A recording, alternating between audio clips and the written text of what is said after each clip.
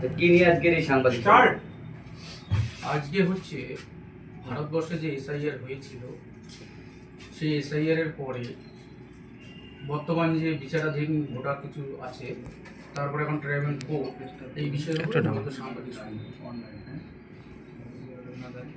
এই যে এসআইআর নিয়ে যে সাংবাদিক সম্মেলন কি চাইছেন, কি বলতে চাইছেন আপনারা?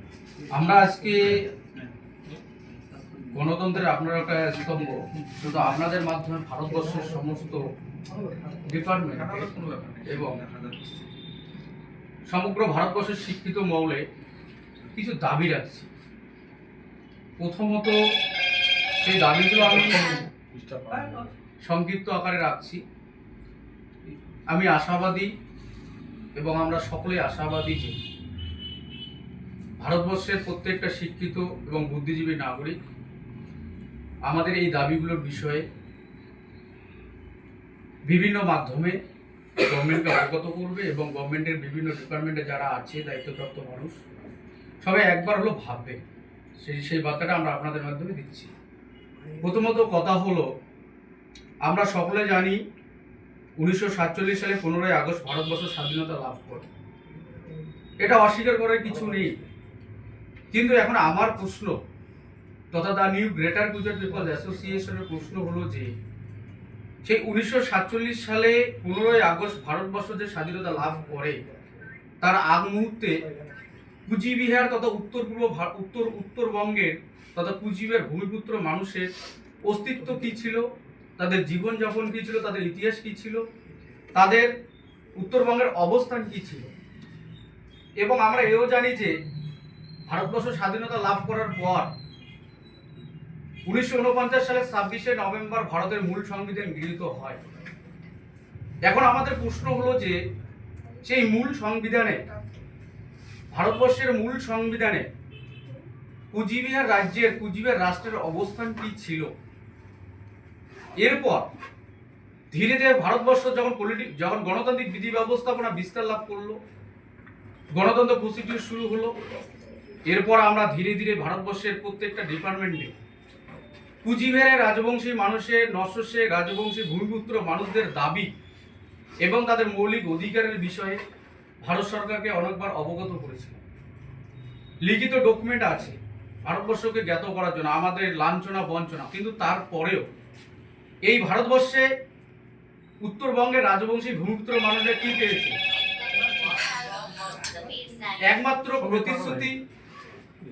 একমাত্র প্রতিশ্রুতি, লাঞ্ছনা বঞ্চনা, অবহেলিত ছাড়া আজ পর্যন্ত ভারতের মূল সংবিধানে দেওয়া জায়গাটা থেকে কুচবিহারের রাজবংশী ভূমিপুত্র মানুষ, এখানকার সন অফ দ্য সয়েল, এরা কি পেয়েছে? আমাদের একটা প্রশ্ন। এরপর আমরা দেখলাম ভারত সরকার মূলত এসআইআর প্রক্রিয়াটা শুরু করলো।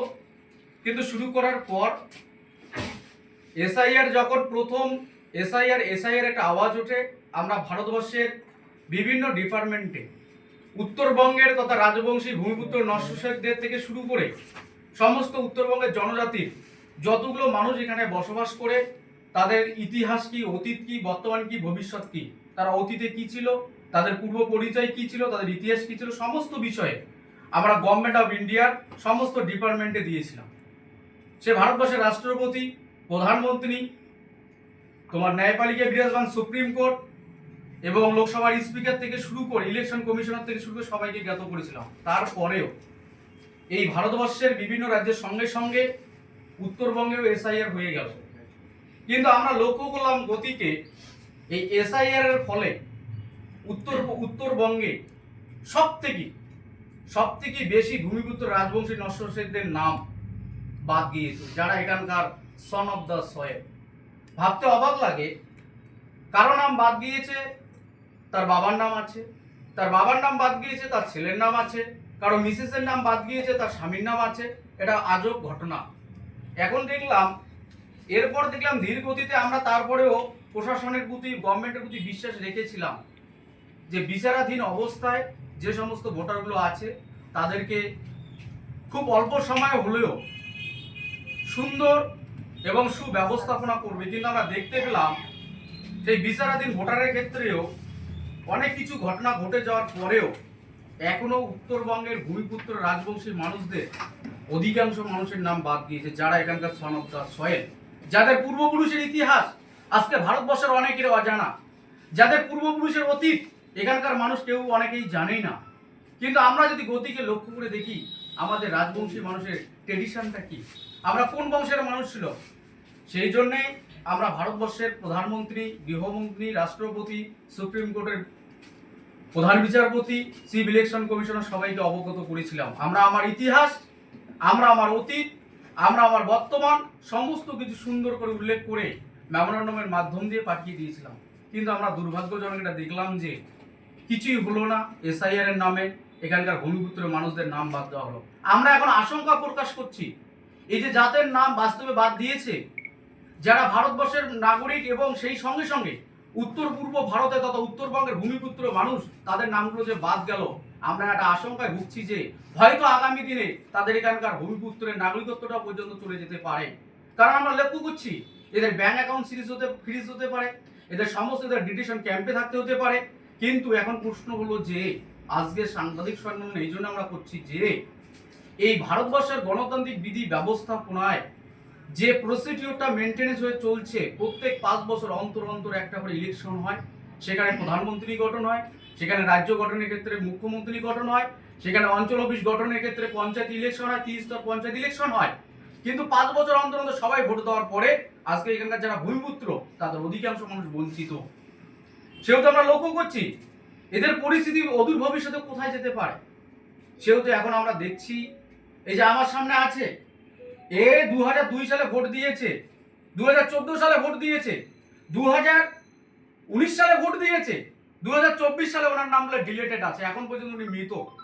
এটা ভাবতে অবাক লাগে। আমার সামনে আছে, এনার ফ্যামিলিতে এনার বড় ভাই, এনার দাদা, সবার ভোটার লিস্টে নাম আছে, এনার নেই। আমার সঙ্গে আছে ওনার বড় ভাই, সবার নাম আছে, ওনার নাম নেই। কারণটা কি? এবার হচ্ছে মূলত কথা হচ্ছে ভারতের মূল সংবিধানে মানুষের মৌলিক অধিকার আছে, মানুষের সাংবিধানিক অধিকার আছে। আমরা লক্ষ্য করছি সুষ্ঠু নির্বাচন করার জন্য কমিশন অনেকগুলো গাইডলাইন বেঁধে দিয়েছে। কোনো ভোটারকে একটা ভোট কেন্দ্রে 2 জন প্রবেশ করলে নাকি বলে সেটা থ্রেটিং হবে, এরকম কিছু প্রচার হচ্ছে। তাহলে যারা ট্রাইব্যুনাল কোর্টে বা বিচারাধীন অবস্থায় অদূর ভবিষ্যতে এখানকার ভূমিপুত্র হিসেবে চিহ্নিত করে লাভ করবে, তারা যে 2026-এর নির্বাচনে ভোট দিতে পারলো না, সেই দায়টা কে নেবে? না ভারতবর্ষের নির্বাচন কমিশন, না অন্য কেউ। আমার একটা প্রশ্ন, এখন কথা হচ্ছে আমরা সেহেতু আপনাদের মাধ্যম দিয়ে সবাইকে অবগত করছি যে যাদের নাম বিচারাধীন অবস্থায় রয়েছে, যারা ট্রাইব্যুনাল কোর্টে আপিল করেছে, তাদের দ্রুত নিষ্পত্তি করা হোক এবং তাদেরকে এই নির্বাচনে ভোটদানের সুযোগ করে দেওয়া হোক। পরিশেষে আমাদের যেটা মূলত কথা, উত্তর পূর্ব ভারতের রাজবংশী ভূমিপুত্রদের, কি হিন্দু কি মুসলমান কি ডোম চারাল খ্রিস্টান যাই হোক না কেন, যারা এখানকার ভূমিপুত্র সন অফ দ্য সয়েল, তাদের নাগরিকত্বে যাতে কোন রকম ব্যাঘাত না ঘটে তার সুব্যবস্থা করা হোক। আমরা আপনাদের মাধ্যম দিয়ে এই ডিমান্ডটাই রাখছি।